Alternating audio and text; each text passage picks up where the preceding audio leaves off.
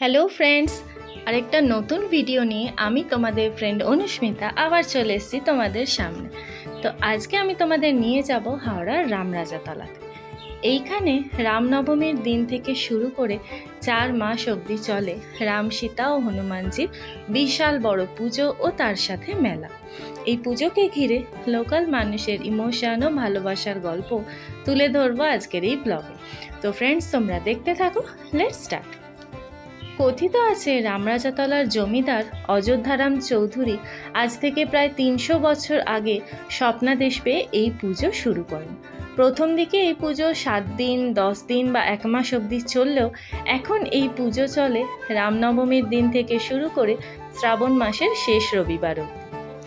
রামনবমীর দিন পুজো দেওয়ার জন্যে আগের রাত থেকে বহু দূর দূরান্ত থেকে ভক্তরা আসেন লাইন দিয়ে পুজো দেওয়ার জন্য। আর এই পুজোকে ঘিরে 4 মাস ধরে চলে এক বিশাল বড় মেলা। এই মেলায় পাওয়া যায় না এরকম কোনো জিনিস বোধহয় নেই।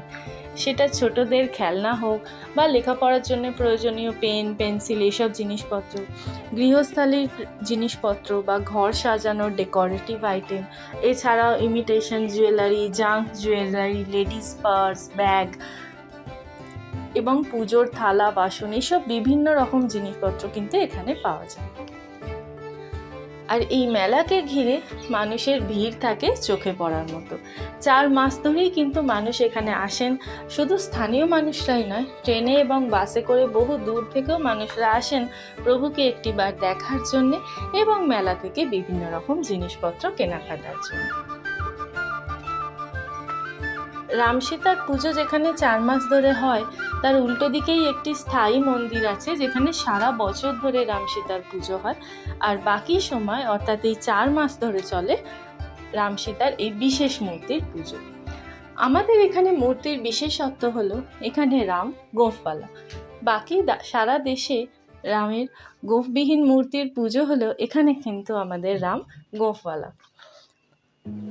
এখন আপনারা দেখছেন মন্দিরের বাইরে যে মেলা চলছে তার কিছু ছবি।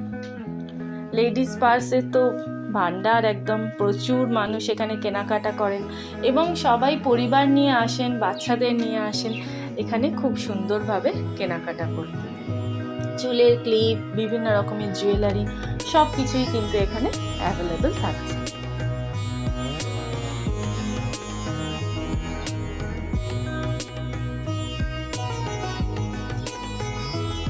এইখানে তোমরা দেখছো যে মেলার প্রধান আকর্ষণ বাদাম ভাজা, যেটা ছাড়া মেলা ইনকমপ্লিট। তো ভিডিওটা কেমন লাগলো প্লিজ কমেন্ট করে জানিও। ভালো লাগলে ভিডিওটা লাইক করো, চ্যানেলটা সাবস্ক্রাইব করে পাশে থেকো। অনেক অনেক ধন্যবাদ। ভালো থেকো। টাটা।